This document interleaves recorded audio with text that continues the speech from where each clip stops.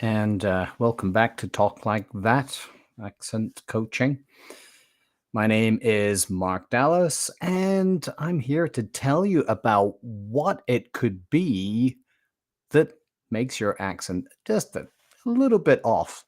Maybe you're hitting the right vowel sounds, you got the consonants, you've strung all the words together, and maybe the intonation's right, but something's still a little bit off. You know, when you're seeing an actor doing their thing and they're acting into an accent that's not their own accent, and you're thinking, well, it's okay, but there's just something that doesn't sound quite right. Well, it could be a number of things because there are so many different elements to any accent. So, what I'm going to do today is I'm just going to go through a few of those and explain what the five elements are that you need to bring yourself into the zone of acceptability. So, let me just first of all explain what the zone is. So, by the zone, this is what I choose to call the accuracy or authenticity target region for a particular accent. Okay. So this is not like a technical term. This is just something that I use. But the zone is a gray area, quite literally on this diagram, and it's determined by factors such as a character's background, their prolonged experience through time and geographical and social location, but it's also affected by the need for clarity and what audiences and the production team involved expect to hear. So, for example, if you, let's say that you're acting in an accent and that accent is absolutely authentic, right? It is basically, let's say you're acting in your own accent that you grew up speaking from a particular village in the middle of somewhere in, I don't know, the north of England, somewhere in Scotland. But the thing is, though the accent might be absolutely spot on and in the zone that you consider to be real and authentic, if there's any part of that where you're using words that are dialectal or you're pronouncing things in a certain way that the audience might not understand, that makes it unclear. So basically, what that does is it shrinks that zone. So there, that zone actually becomes adjusted by what the expectations are of the audience. And of course, the production team are going to be tailoring that to some extent as well. This goes for whether it's television, film, the stage, or it could be an audiobook. Okay. So, of course, production will be involved to some extent. They know what the audience is going to be, and they know, or they should know, what the adjustments are that need to be made in order to adjust that zone so that you fit within it and you've got the clarity that's needed. Okay. So that is the zone. It's a fuzzy area, really. Um, So, first of all, the usual thing that actors focus on to begin with tends to be the vowels, because vowels take up, or vowel sounds take up, most of the words that we speak. And so that usually tends to be the primary focus. Remember that vowel sounds exist in a continuum.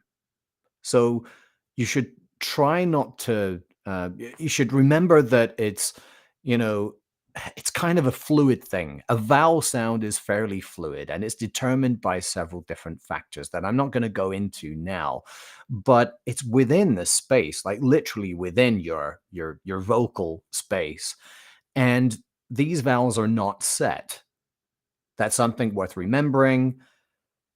Of course, when we think about English, we think of there being five different vowels: A, E, I, O, and U, and sometimes Y. But in reality, you can't number the vowels that exist. It's like trying to put a number to colors. You can't say how many colors there are, right? You can say there's red and orange and yellow and green and number them on your fingers. But in reality, there's like, depends on how you divide those up. It's the spectrum is a continuum, and the same goes for vowel sounds. So it's worth remembering that vowel sounds exist in that continuum and to not default to the tongue positions of the vowels that you use in your own accent. The other thing to remember about vowels is something called lexical sets. And lexical sets are basically it's a way of categorizing the core vowel sounds, that the vowel core group that each syllable belongs in, and these can be quite different depending on the accent, from one accent to another, right? So you know whether a particular word fits into for example, let's see, thinking on my toes here. So whether a vowel fits into the lot set, right? So for example, the second syllable in tomorrow, right? In my accent, that fits into the lot set, lot, within which there's caught and not and gone and so on. But in some accents, it doesn't fit into that set. It fits into the forest set, right? So it's tomorrow in some accents, like in Canada. So it fits in a different lexical set. And so, because of these slight differences between accents, that is something that can sometimes take you out of it if you say a word in just the wrong kind of way. So, this is something I try to help Canadian actors with if they're auditioning for a show that is supposed to be set in the United States, because there are certain words that will give them away in that. So lexical sets really important as well. So familiarity with these and knowing which vowels are monophthongs, you know, they have one particular sound where the tongue does not move from one position to another, or diphthongs where it does go from one place to another, right? So for example, whether the word face, a, is a diphthong, or face, monophthong, a long monophthong. So vowel accuracy is really important, of course, and we know that. It's what distinguishes many Anglo accents around the world. Another thing, of course, is consonant allophones. Accents often have their own arrangement of consonant families, and these families, basically, all the members of the families are called allophones. A phone just means a sound, right? Speech sound. So allophones are alternatives to one concept of a sound. And these will change depending on whereabouts a sound, whereabouts a consonant might appear in a particular word. So let me give you an example. Think about the following words. Think about how you pronounce these words. Top, right? T-O-P. Stop, S-T-O-P. Water, W-A-T-E-R.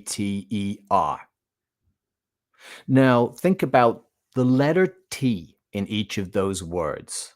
Think about how you say it at the beginning of the word top, top.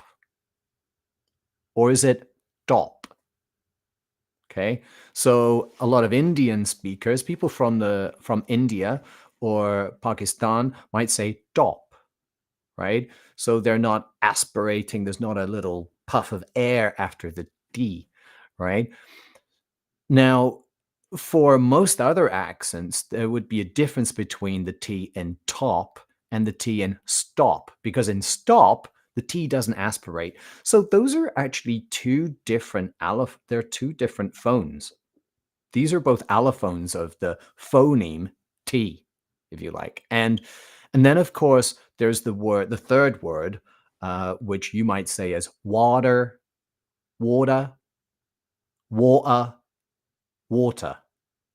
Okay, so that might be a third sound, a third phone. one of the allophones of T. So for in Australian accents and most North American accents, it's a tap, tap water. See what I did there? So water, water, the tongue taps, right? And in some accents in throughout the United Kingdom, it might be stopped here, a glottal stop, water, water, right? So that's a third phone. It's another allophone of that letter T.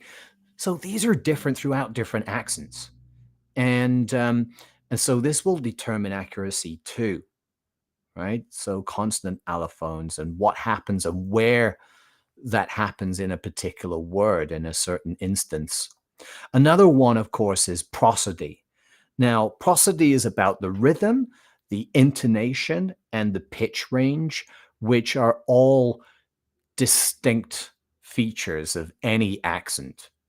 So, what you need to do here is listen for variety as well as recurring patterns, because if you just find a certain pattern that's prevalent in a particular accent and you just keep copying that, I always think about this like, I don't know if you've ever used Photoshop or you've seen something photoshopped where somebody has been like, they've got a photograph of something and say they've got a soccer field and they want to remove some of the people, and they use a certain brush where they take a piece of grass and a piece of background, and they use that and copy it over to get rid of that person or that ball. Well, if you keep doing that without choosing different parts of the field, you're going to start seeing a kind of a pattern that makes it look fake. It's the same with accents. If you're just going to repeat a certain pattern that you hear that is kind of prevalent, then it's going to start sounding fake. So you have to listen to all the variation as well as the patterns that come up. So we're talking about the rhythms of an accent, which make it very distinctive. And if this is a non Anglo accent, in other words, the accent of somebody who speaks a language other than English as their primary language, then that's going to affect that rhythm as well. Because English tends to be a stress timed language, okay, where it's more of a staccato rhythm with dots and dashes like Morse code. Whereas other languages, like say Japanese or Spanish or many other languages, are syllable timed, where the rhythms tend to be fairly even across sentences or across phrases and words. So that's going to affect the rhythm. Intonation, in terms of like the pitch range and so on, all of these are going to be very distinct between different accents as well. So you have to listen for those.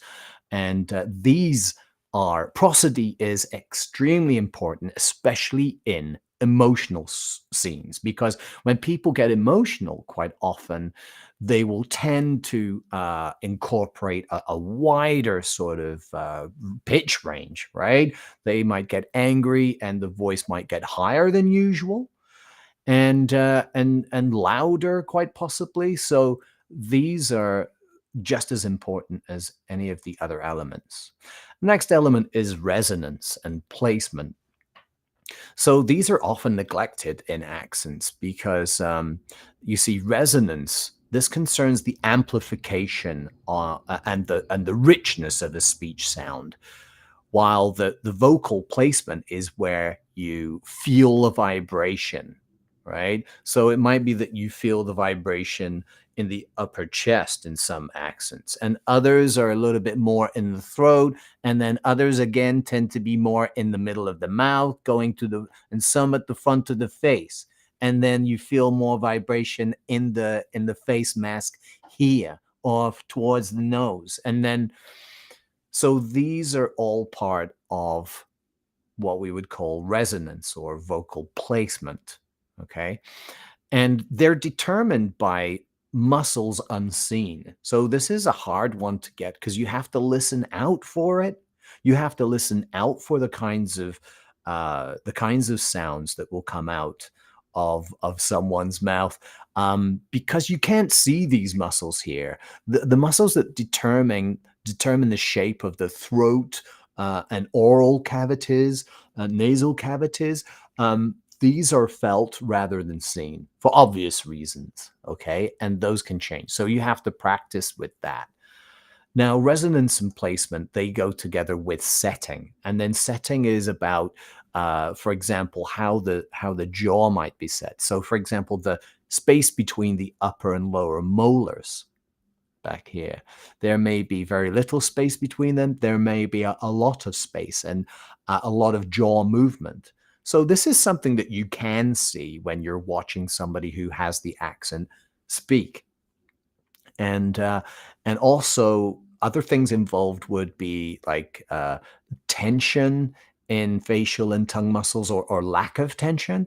Um, and all of these contribute to the overall underlying sound of any accent. And setting, along with the previous element that I spoke about, resonance and placement, these together are often called vocal posture. And they often get neglected when it comes to an accent. So I would say that in many cases where an actor's accent is somehow just off and it's just not ringing true, it's often one of these two, or the combination of them, that are causing it to not quite sit well and to not be in the zone. So all of these things together is obviously what you're aiming for in an ideal world, because one or more of these accent elements lying outside of the zone will result in the overall accent sounding a little bit off. And part of my job as a dialect coach, or anybody who is a dialect coach, part of our job is to identify what that particular element is and then guide the actor through a process of adjustment to bring that accent into the zone. If anybody has any questions about this or anything else about accents or acting in accents, I'd be very happy to answer them. Just drop them down below. And I hope you'll come along and see some more videos. Thanks, everyone. Have a great day. Goodbye.